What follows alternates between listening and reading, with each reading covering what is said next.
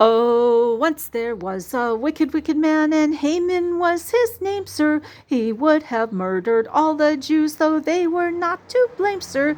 Oh, today will Mary, Mary be. Oh, today will Mary, Mary be.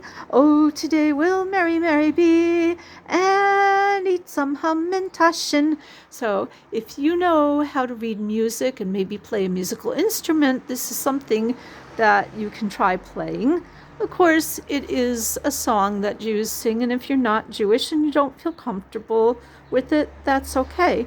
But I just wanted to tell it. I just wanted to sing it by way of telling you about some of the fun songs that we sing. I learned and nash on hum and tash, and nash is a Yiddish word for eat. And Yiddish is a language that some Jews back in Eastern Europe, like Herschel and his mother, might have spoken.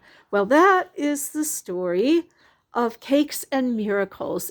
It is a fiction story. You can tell by looking on the spine, and it says J.J. Cole, Cole being, or Gol, G-O-L, being the author's last name, Barbara Diamond Golden. A nonfiction story is something that people believe to the best of their knowledge is true. And this is a nonfiction story, the story of Esther, the festival of Esther, the story of Purim. But even though people, even the stories that are true, people choose to tell from different points of view sometimes, okay? When you do your math, it's more factual, 2 and 2 always equal 4, and so on. But when you learn history, well, you could learn it from one person's point of view. You might learn this story from Mordechai's point of view.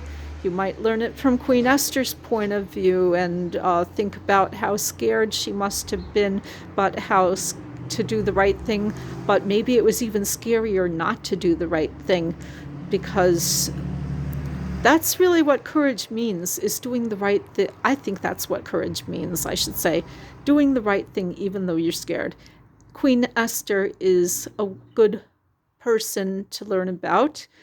She is one of many women that you can learn about during Women's History Month or Purim or really any time. And there are so many other women.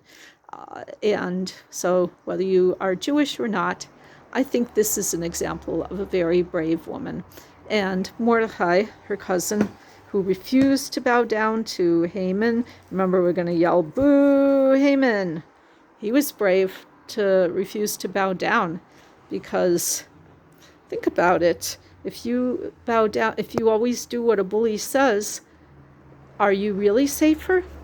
Think about that. That's really what the story of Purim is about. Do you always do what a bully says, or do you stand up for yourself? And Mordechai and Queen Esther, they stood up for themselves and other people that were being bullied and would have been really bullied by this evil man Haman. Everybody yell boo! Can I hear you yell boo? All right, I'm going to read this book a little more in a different segment. And it's after Purim. I need to come back to Purim. I need to come back to St. Patrick's Day and finish telling you about leprechauns. I promised you I would. I need to talk about Holi, because yesterday we had all 3 holidays. I'll be back and I'll try to finish up.